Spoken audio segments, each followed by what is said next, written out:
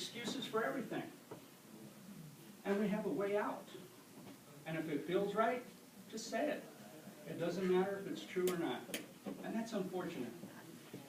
Well, I don't know if all of this is still true, so I'm going to try and find out. Freddie, do you have 20 bucks I can have real quick? Yes, I do. Can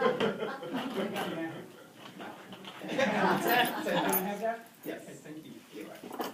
Paul, I noticed you drive a Mercedes. Can I have the keys Hey, to that take car? it. That's okay. I have $30. A Mercedes. Would you mind joining me, Terry? Sure, let's go.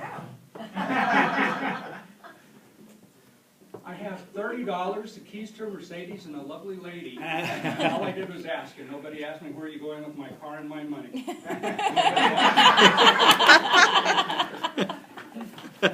So you see, you can. Can I trust you? Do you care about me? And are you a winner? Are still essentials in life. Thank you.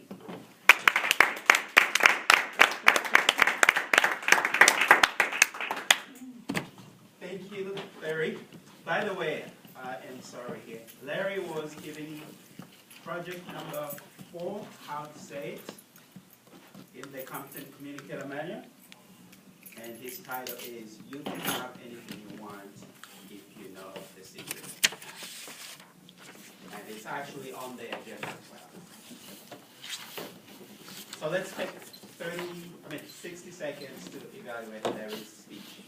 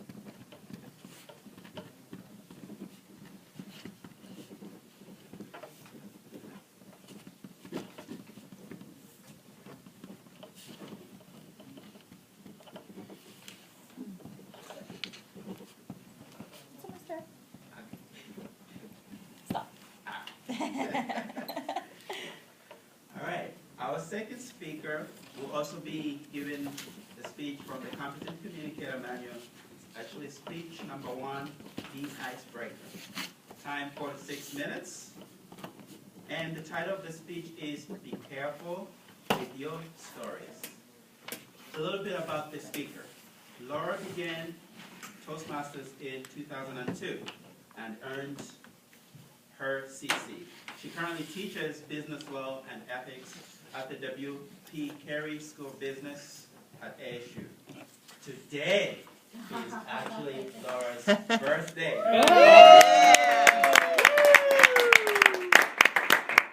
She is 29 again. Please help me welcome our second speaker, Laura Correct.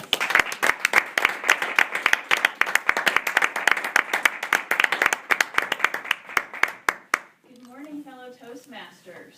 47 years ago today, I was born in Springfield, Massachusetts.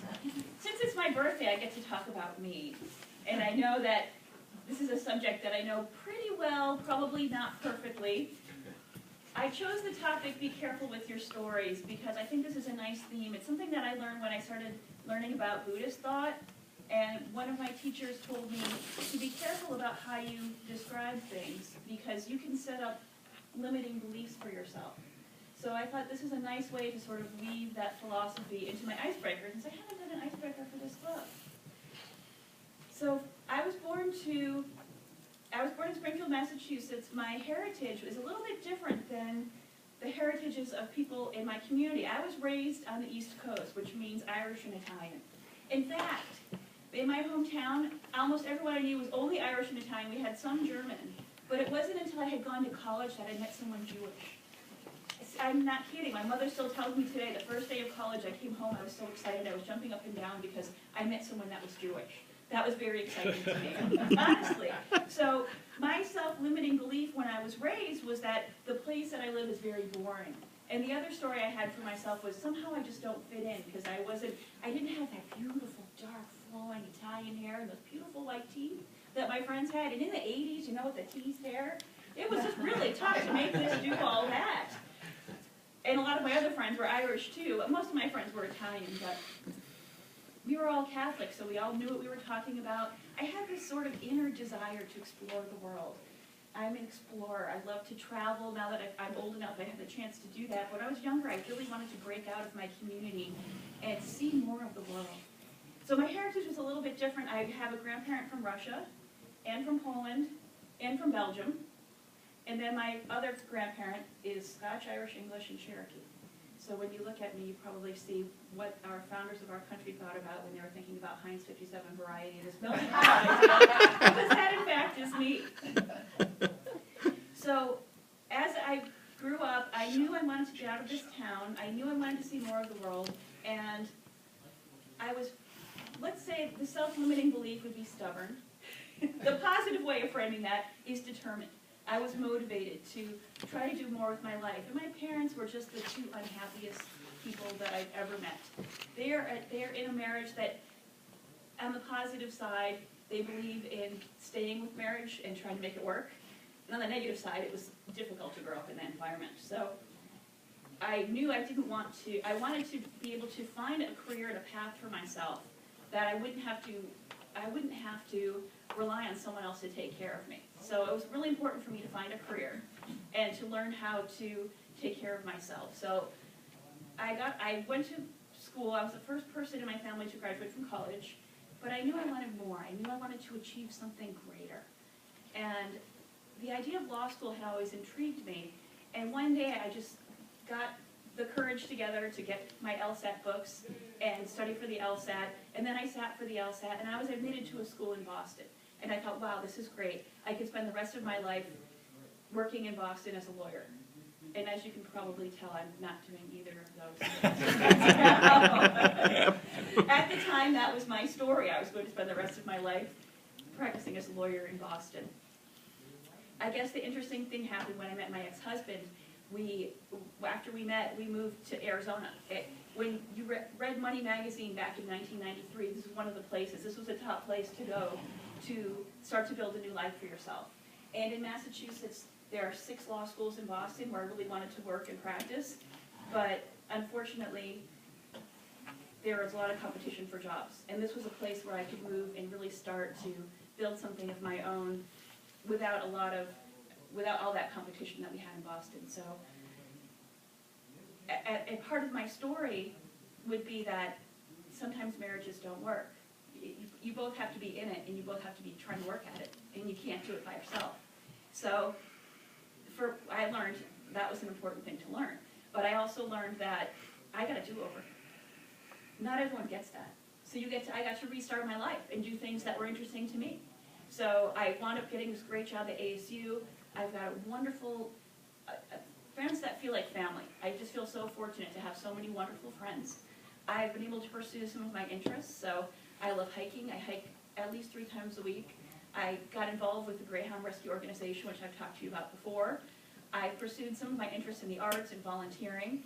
And I feel like I've just been really blessed to have a life that I would never have planned for myself if I had stuck with my sort of own limiting stories.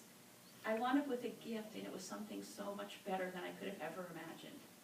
So I challenge you all to not limit yourself with your stories, to continue to grow and be productive every day.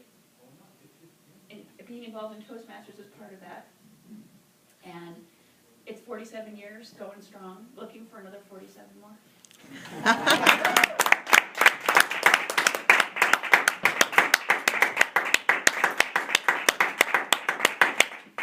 Thank you, Laura. Please let's take 60 seconds to evaluate Laura's speech.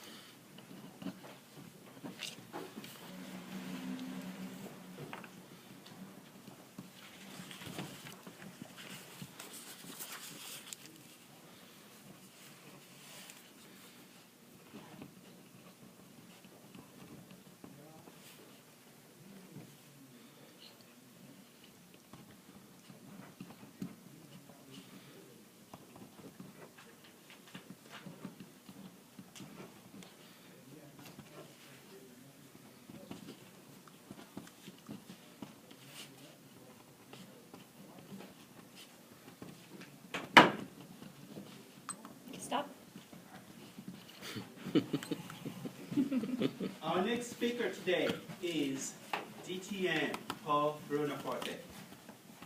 Paul will be giving